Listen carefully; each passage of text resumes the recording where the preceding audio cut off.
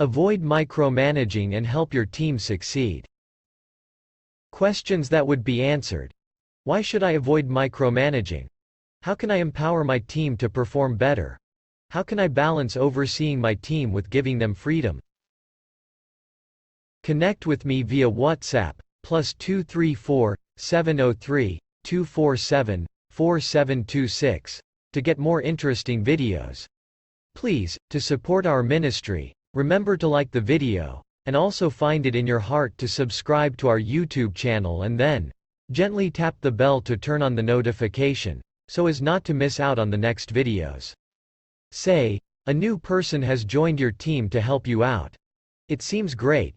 They'll take over some of your tasks, freeing you up for bigger responsibilities. But some of these tasks are things you've been doing for a long time. So, it just seems faster to do the jobs yourself, and let them learn by watching you. Over time, though, your new team member doesn't really seem to be learning enough, and you're busier than ever. It's the worst of all worlds. You're left asking yourself if you chose a good way to teach.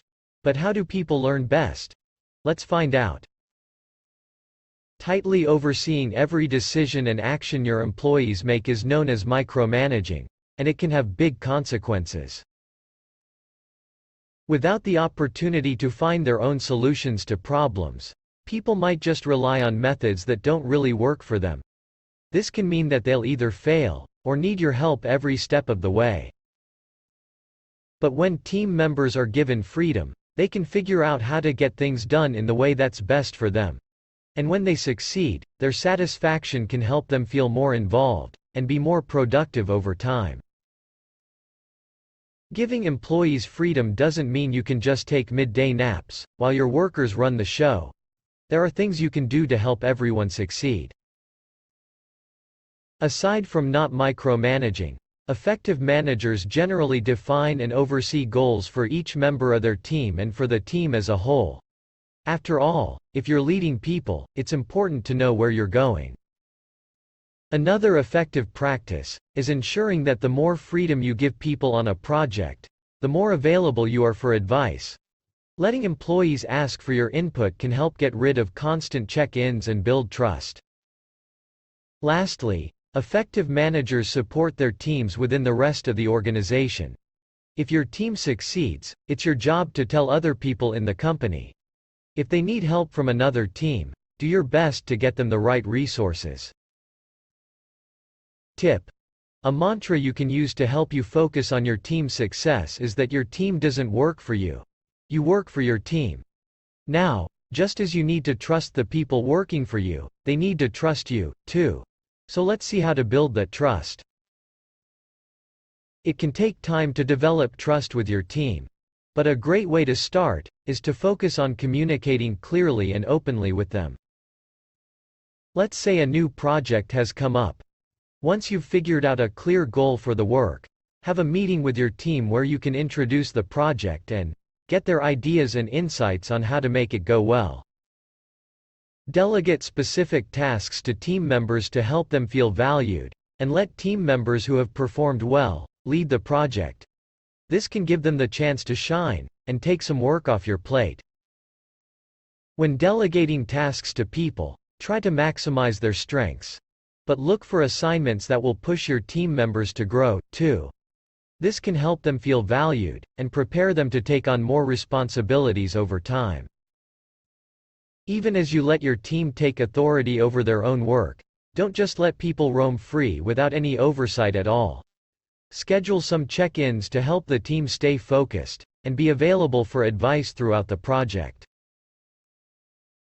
Finding the middle ground between micromanaging and giving too much freedom can be tough.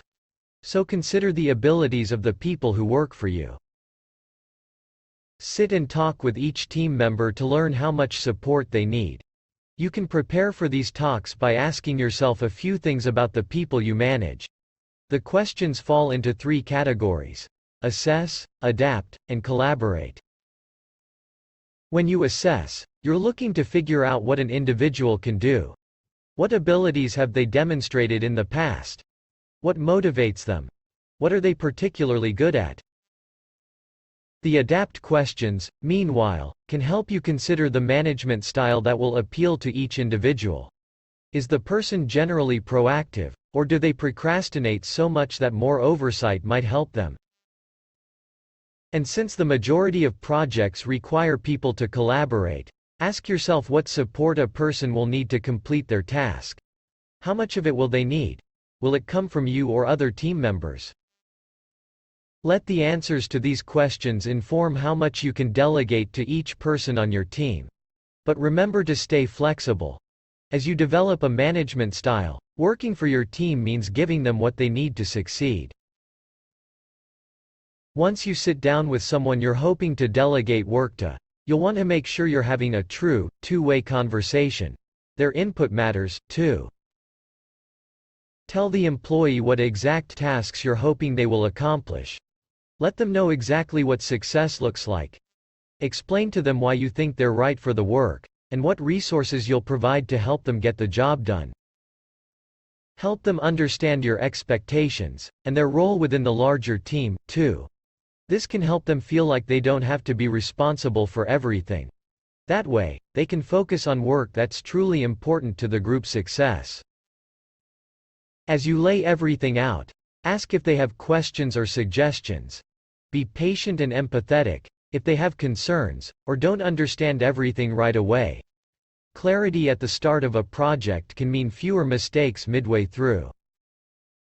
Show your employee they're not completely on their own by setting up some periodic reviews.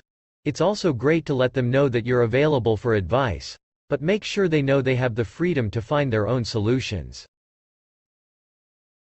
Do this now. Knowing a lot about your project and your team can make it easier to avoid micromanaging. Let's imagine a project you're working on, and see if you have the info you need to delegate some work. Let's do it.